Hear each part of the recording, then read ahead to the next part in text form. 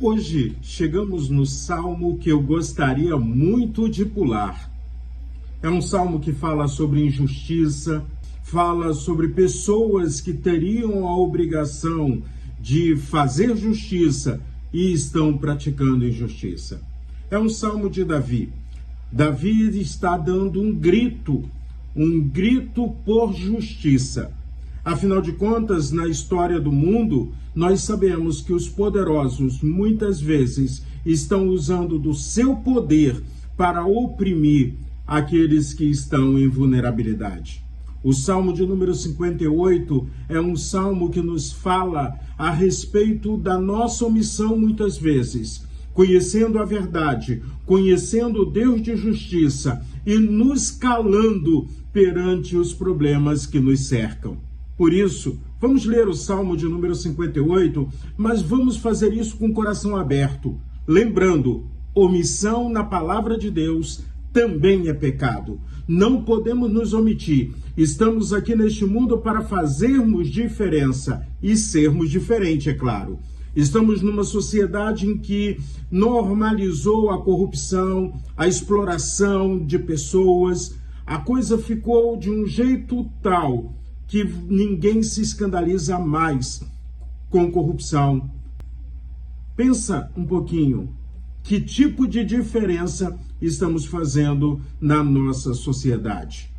E aí então, quando a gente olha para o Salmo de número 58, nós somos convidados a dar o mesmo grito que Davi deu neste Salmo, a declararmos que servimos ao Senhor, mas não estamos de braços cruzados, não estamos normalizando a indiferença, a falta de cuidado, a falta de amor e principalmente a corrupção do mundo moderno. O Salmo de número 58, no verso 1, começa assim: será que vocês poderosos de fato falam de justiça? Será que julgam com retidão os seres humanos? Davi está olhando para pessoas que receberam a responsabilidade e a autoridade, mas estão usando essa posição de maneira perversa. Vocês talvez comecem a pensar, mas eu sou pequeno, eu não posso fazer diferença. Vamos continuar meditando nesse salmo e vendo qual o nosso papel na sociedade que estamos inseridos. É como se Davi estivesse perguntando: vocês deveriam proteger os justos, mas estão praticando a injustiça. Afinal, quem vai fazer justiça? Claro que confiamos na justiça de Deus, claro que confiamos na justiça do Senhor, mas precisamos estar comprometidos com Deus eterno, com a palavra de Deus. Um outro aspecto importante. Hoje, muitas vezes as pessoas estão tentando resolver as coisas com as suas próprias mãos.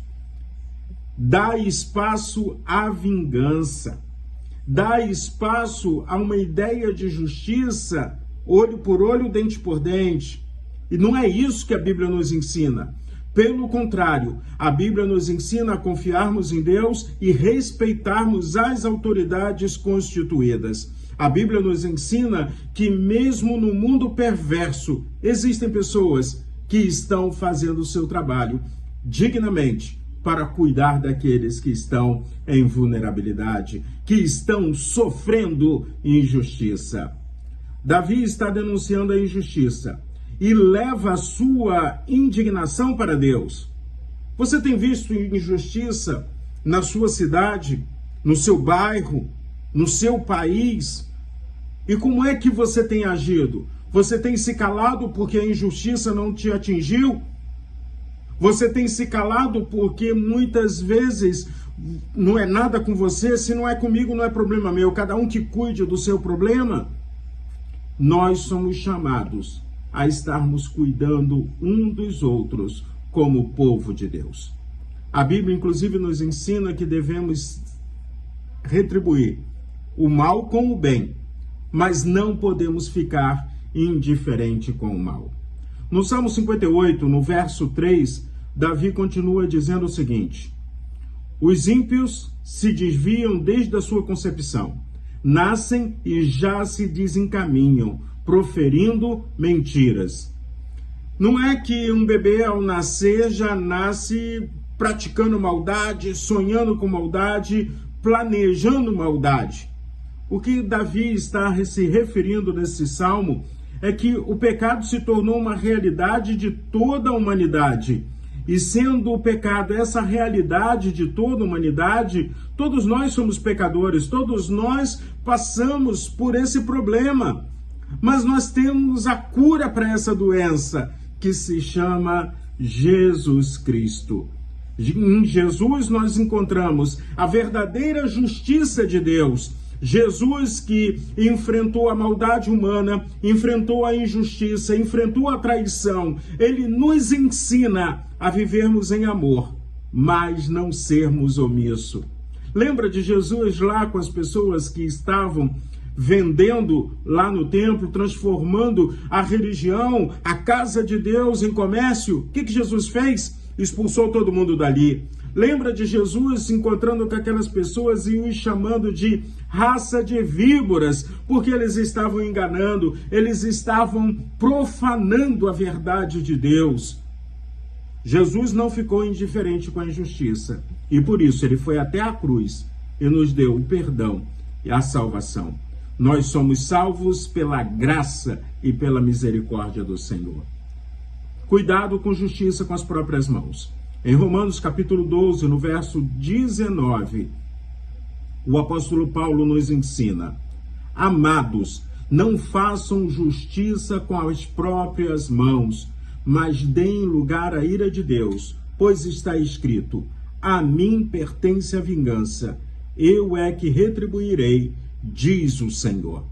Então, eu posso buscar justiça sem viver dominado pela vingança.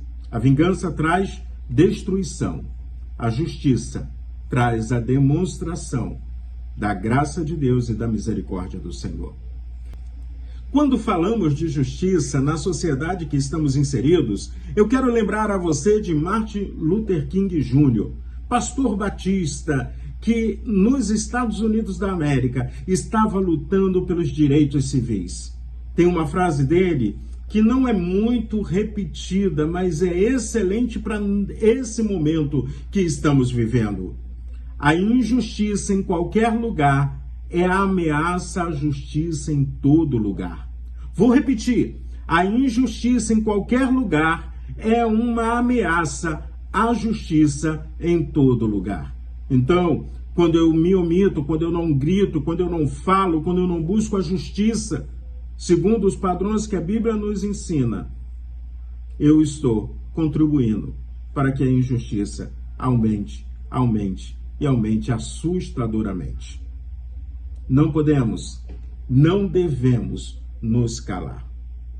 No verso 11 do Salmo de número 58, concluindo esse salmo, nós lemos o seguinte: então se dirá, na verdade há recompensa para o justo. De fato, há um Deus que julga na terra. Então, confie no Senhor, leve os seus problemas diante do Senhor, fale com Deus e não dê vazão à vingança.